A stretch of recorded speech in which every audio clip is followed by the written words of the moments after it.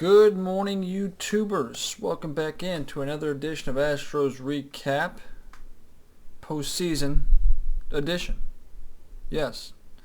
It is 12:06 a.m. October 5th, 2020, of course. A little late. In fact, I was supposed to get on about 30 minutes ago, but I had issues with the sound quality. Had to sort of fix it up, shut down my computer, restart it, make sure the sound input-output was all set up correctly. Hopefully the sound quality is good. I have checked it, so it should be okay. Sounds like all my other videos, but if it is off a little bit, I will apologize in advance for that. But yeah, it is late, early, however you want to look at it. Astros did move on to the American League Division Series, so congratulations. I have to be quiet because, you know, it is late and there are people in my house sleeping right now. Anyway. So the Astros took care of the Twins pretty easily in 2 games. Didn't even go 3. I didn't realize how bad the Twins were in the playoffs. Like, I knew that they had struggled. I knew they had a losing streak, but I didn't realize how bad it actually was. They had lost, like, 17 straight? It sounds crazy, but yeah, so I think so. It's 19 straight playoff losses, I think, is the number, which is crazy to think about, but I didn't realize they were as bad as they were, and we actually didn't play our best baseball, like from a hitting standpoint. Really didn't do a whole lot, but we did it enough, and, you know, opening day, well, the opening game in the series, of course, Zach Greinke got the start against Kenta Maeda. Stayed 0-0 for a while. I will take you through these games, and I'll set up sort of our next series here, which is with the Oakland A's, who will be definitely a test, have been sort of a thorn in our side all year. We lost 7 of 10 to them. In fact, I initially thought that was our first round matchup, but that was not the case. In fact, they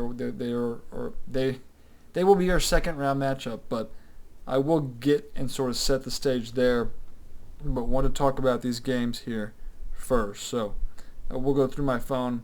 Both were low scoring. First game we won 4-1.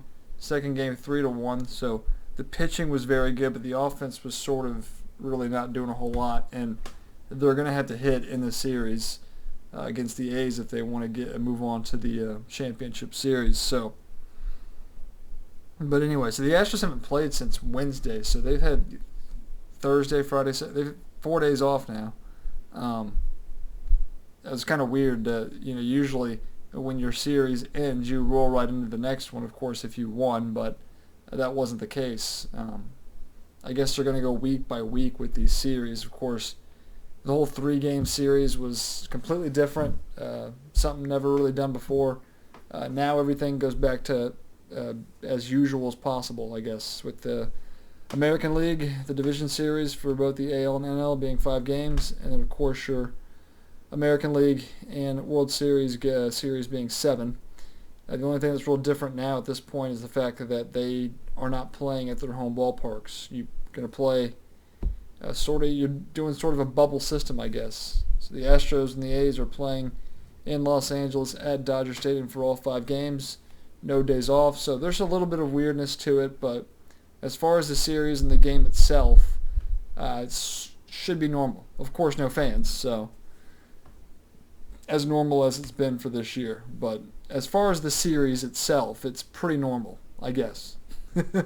Depends on how you want to look at things. Whether you think it's normal or not, I think that this is, because I've gotten used to the whole no fans type thing. They pipe in crowd noise, so from a viewer standpoint at home, it sounds like there's crowd there. Cardboard cutouts, you know, which I wasn't a huge fan of at the beginning, sort of blends in, I guess. I mean, obviously, if you stare at the cutouts, they're not real. But as a background, sort of, I guess, makes it better than seeing empty seats. And I know I kind of got off topic there. I just, you know, wanted to sort of share my input with the season so far. But anyway, they have all that. Before I don't want to talk about this Oakland series yet. So 4-1. The Astros actually trail as in the 3rd inning. The Mariners, or the Twins, got on the board with a Nelson Cruz. Really the only guy who could hit for Minnesota the entire series. Hit a double over Josh Reddick's head. Wasn't played perfectly off the wall by Reddick. Close play at the plate, but they did score. I think that was Max Kepler, if I remember correctly, scoring on that play, I believe. But that was the only run they gave up, and that was charged to Zach Greinke, I believe. One thing I did mention is I wanted to see our starters stretched out, and we did not see that in these 2 games. Obviously, it being a 3-game series, you can really use any and everybody you want because it's only a 3-game series. So you have to worry about, certain people, but he only allowed Greinke to go 4, and Greinke threw only 79 pitches. So I was a little surprised, I guess, is the word I could use. But it worked out because he went to Framber Valdez, and Framber Valdez pitched the next 5 innings, 2 hits. He did walk 2 hitters, but struck out 5 and didn't allow a run. So Framber Valdez, that dude's been incredible this year. One of the bigger surprises, obviously biggest surprise for the Astros, but Valdez going into the year was not a guy I was high on. I had absolutely no faith in Framber Valdez to be what he's been. But he's been, rock solid. He had a few hiccups, I believe. There's a few starts where he wasn't so great, but Dusty's rode him, and he's actually been worked more than most of our pitchers, I feel like. Most of our pitchers, it's like, 4, 5, 6 innings, get out of here. Framber, he allows him to ride. I mean, he allows him to cook, so to speak, I guess. But Framber Valdez, he's pitched over 100 pitches multiple times this year, so kind of interesting that he'd be the guy that you choose to sort of go. Obviously, Greinke had the endurance issues, which we've talked about early in the year. Obviously, McCullers, I understand sort of being careful with him off the Tommy John. But you've had Javier, of course. Verlander got hurt. It's been musical chairs, really, in the starting rotation. So, I'm trying to think. Javier was sort of the first guy to move in as Verlander got hurt. Josh James got moved out. You saw a little Brandon Bielak. Trying to think, who was the other guy that was very good at the bull that came in to start? Bielak was good, and then he fell off a cliff. I have no idea why I'm drawing a blank there. But leave that in the comment section because I'm forgetting somebody who stepped in with all the injuries they had, and I'm just drawing a blank right now. Can't believe I'm not thinking about it. But yeah, so the way this is going to set up, obviously, you allow the run. It was a sort of piggyback ride. That's credit to Chandler Rome on that. He put that in the actual paper, piggyback ride, after Valdez sort of finished off that game, the last 5 innings, that is. And then the offense, finally, we got a run in the 7th on an RBI single, I believe, by George Springer. And Maldonado got thrown out at third, trying to go first to third, which was a pretty stupid play. It was sort of a bittersweet sort of run because you score to tie it, but you also run yourself out of the inning at the same time. Didn't cost him, though. The Astros then scored. Altuve walked with the bases loaded to make it 2-1 in the 9th, and then Michael Brantley had an RBI single, driving in 2 more in that 9th to make it 4-1. And then, Framber, like I said, handled the last 5 innings. Interesting, in this game, the Twins had a big error. I believe it was first and second with 2 outs, I believe. And I don't know exactly who was up to hit, but there was a ground ball to the shortstop. And it was an easy out at second base, fielder's choice type thing. And they just completely messed it up. The throw from the shortstop to the second baseman was it was a bad throw. He just sort of hooked it, and the second baseman couldn't hold the bag and hang on to the baseball, and it was dropped. Everybody was safe, and that's what led to the next 3 runs, which were all unearned. So, we didn't really win that game. We didn't really take it as much as the Twins sort of just gave it up, I feel like. But that's them in the playoffs. Like I said, 19 straight playoff losses, which is crazy to think about. But I think that's what it. I might be wrong there. If I am, please correct me in the comment section below. Once again, but yeah, they it proved to be a big miscue. Good teams obviously capitalize on the opposing team's mistakes, so you can give the Astros credit there.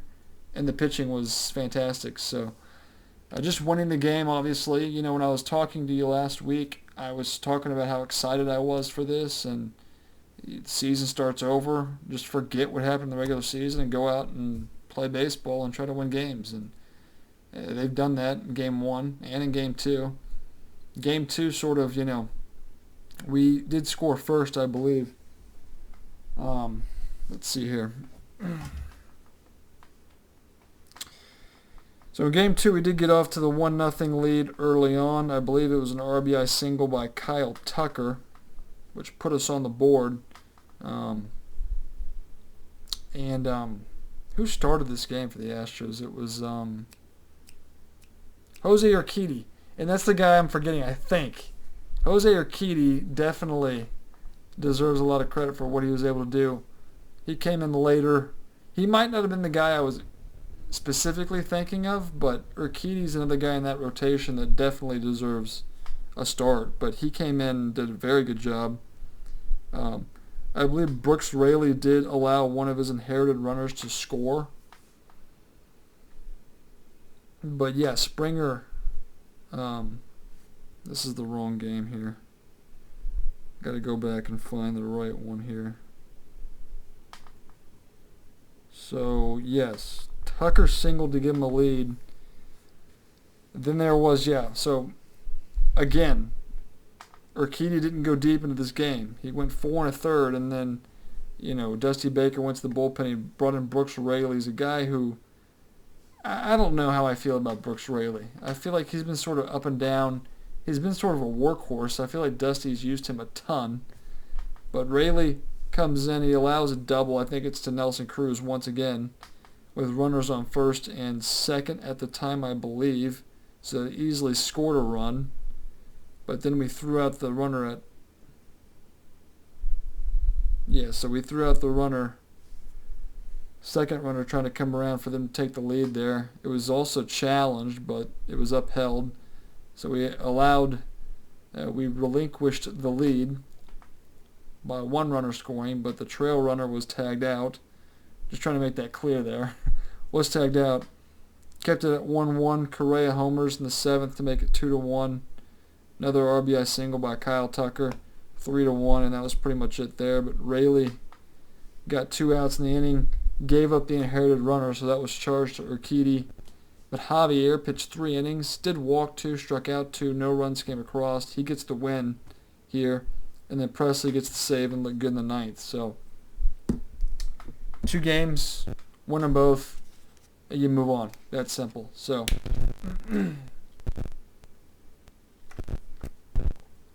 I don't want to sort of get too excited and say here we are and this is it and we're just going to crush the competition, because it's been 2 games against a team that historically has failed in the postseason.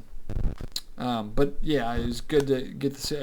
You got to play the team in front of you. So win 2, move on. The Astros now play the A's, and with the A's, so they played the White Sox.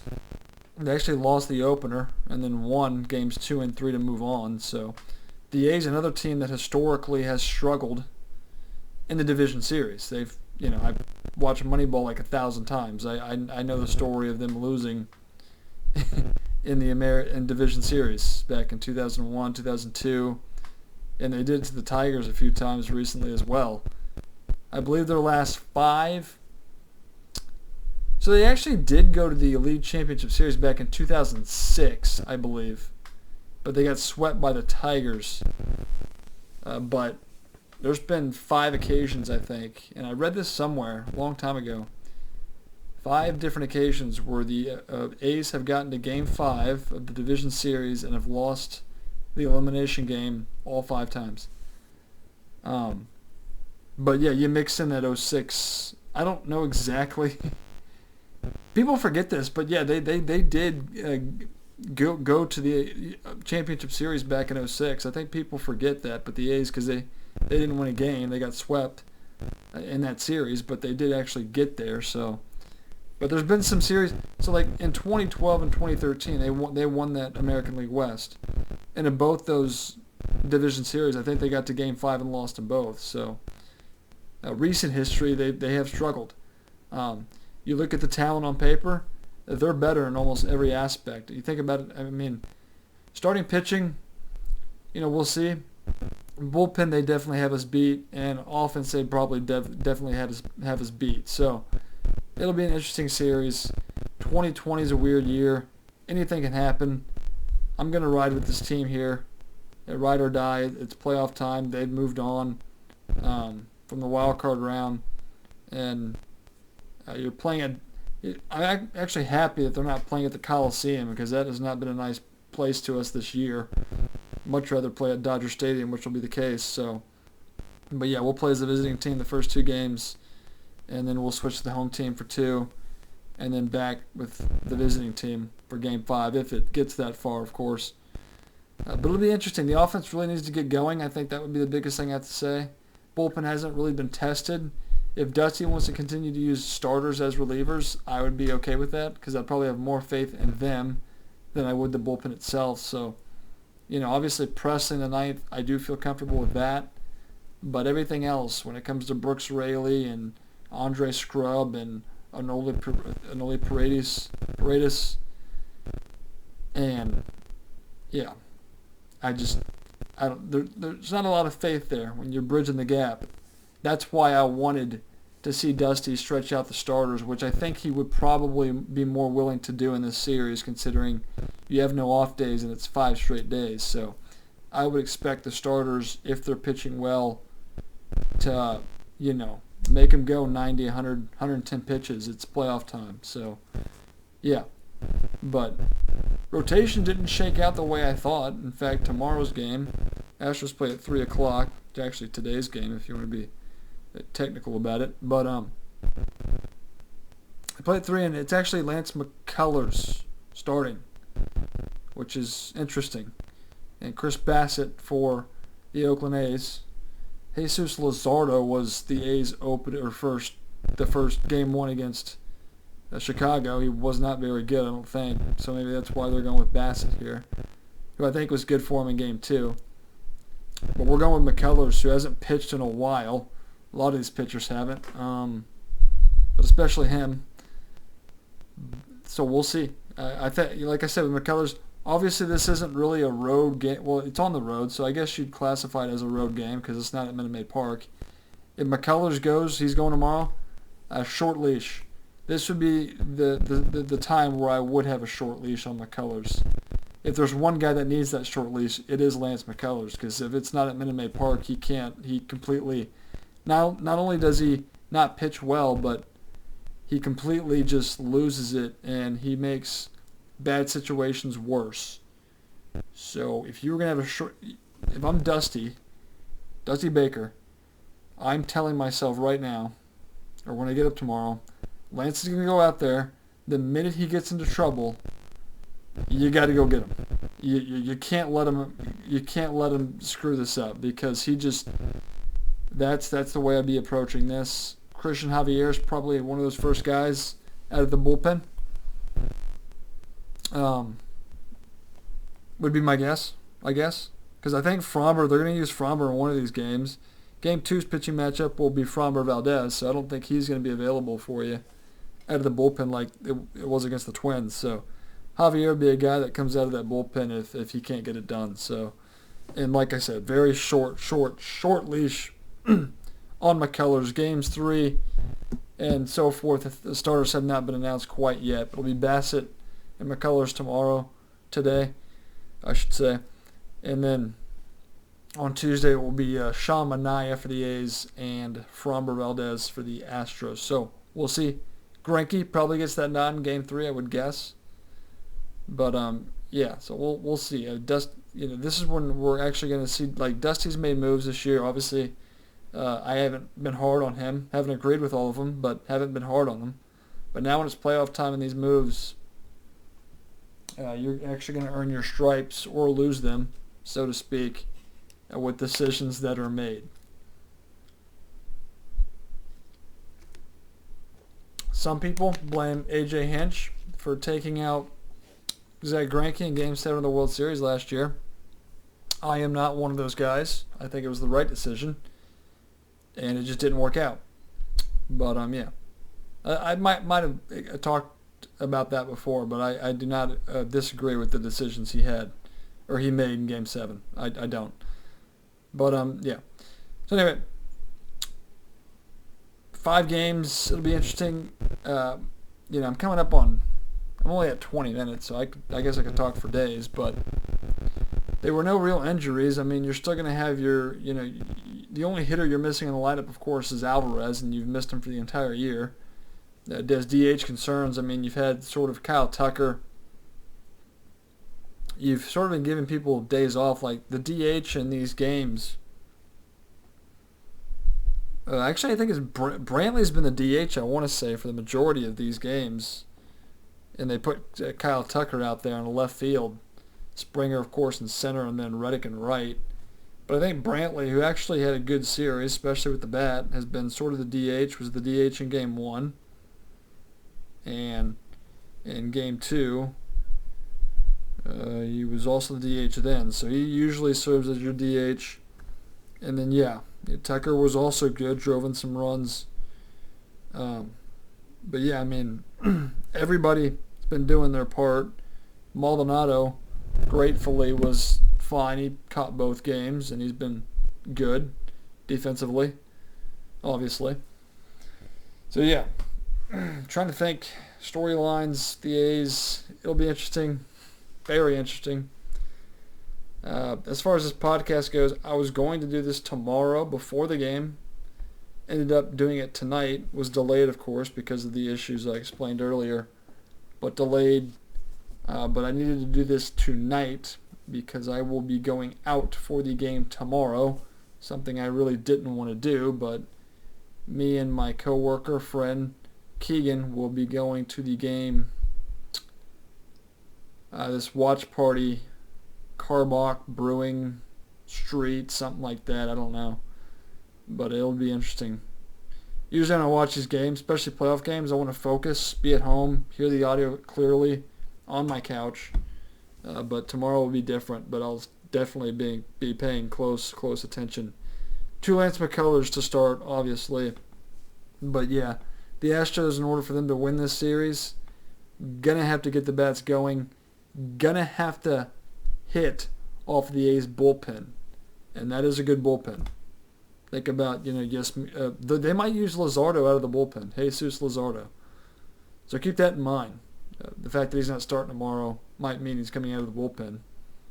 But Diekman, guy they've never hit, even when he was a Ranger, they couldn't hit Diekman. Obviously, Liam Hendricks, the closer, they can't hit him. Yasmir Petit, they did sort of get to a little bit. Wendelken is another guy in the bullpen. There's a few others I'm not naming off the top of my head, but be interesting to see. Astros are going to have to get some hits and score some runs off that bullpen if they want to win this series. Hopefully they can get off the leads, pitch well. This will be very interesting for the Astros. But yeah, obviously the A's probably feel like they have the edge in the series, and they should feel like they have the edge in the series. But it's 2020, so yes. One thing I forgot, the other series. So they think it's weird the Astros are in the second round, or the A's, or whatever you want to think, but the Marlins beat the Cubs, swept them in 2 games, and they're in the division series. The Miami Marlins. That's 2020 for you right there. But yeah, they will be playing the Dodgers, I want to say, who beat the Brewers in 2 games.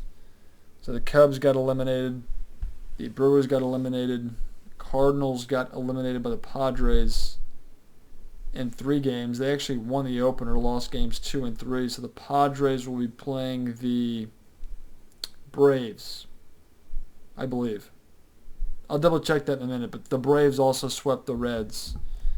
So there were 3 sweeps, and then 1. This is NL, just talking NL here. So I'm checking to make sure those matchups are correct there for you. But no, I'm actually wrong. I'm wrong. Padres play the Dodgers. Marlins play the Braves. So you got 2 NL East and 2 AL West teams going at it.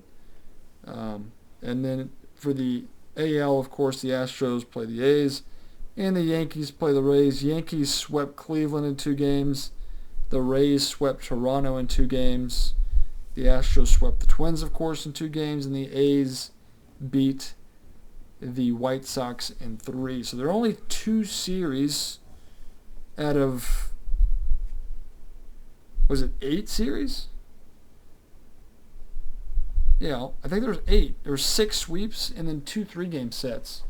2 games that got to game 3s. So it wasn't a very competitive first round, to say the least, I guess, when you think about the sweeps. We'll see how these, I think these are even, like, I think in the NL, the matchups aren't as good, just because, like, obviously you expect the Dodgers to beat the Padres, and you probably expect the Braves to beat the Marlins, but we'll see.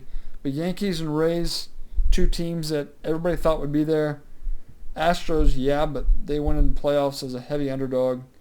And the A's, I mean, I believe these are good matchups, and both these series probably go 5 games. So that's sort of what I'd say. But so that's kind of your first round recap, postseason edition of Astros recap here, as it's 12:32 now, and we're up on 27 minutes as I speak. So I'll sort of wrap things up there. I'll talk to you at some point. If I had waited to do the podcast, like, there was some serious doubt I wasn't going to be able to do this tonight because of the sound quality issues I had. If that was the case, I probably would have tried it tomorrow. And Keegan said he would join me on the podcast, so maybe we talk tomorrow. We'll just see what the day has in store. It'll be interesting, but maybe we get on tomorrow, because I haven't had a guest on my podcasts yet this year, which has been disappointing. But I don't do it at a convenient time, so I've talked about FaceTiming him, calling him in. But we'll talk tomorrow, and we'll see how things go. But yeah, I'll sort of wrap things up there, and I'll either talk to you mid-series or when the series ends. Also depends on how many games this goes. Maybe I get on after 4 games if it's tied 2-2. If it's a sweep, maybe I just wait for those 3 games. Really just depends. But when you see me next, you hit that subscribe button. You'll know exactly when my next video comes out. So please do that. Like the video, share it with your friends. Love to hear your thoughts in the comment section below. Definitely will respond if warranted. But all that good stuff on YouTube, check out the channel. Other podcasts along the way. And I'll continue to go here as long as the Astros stay in the playoffs. But I'll sort of wrap things up there, and we'll see you next time.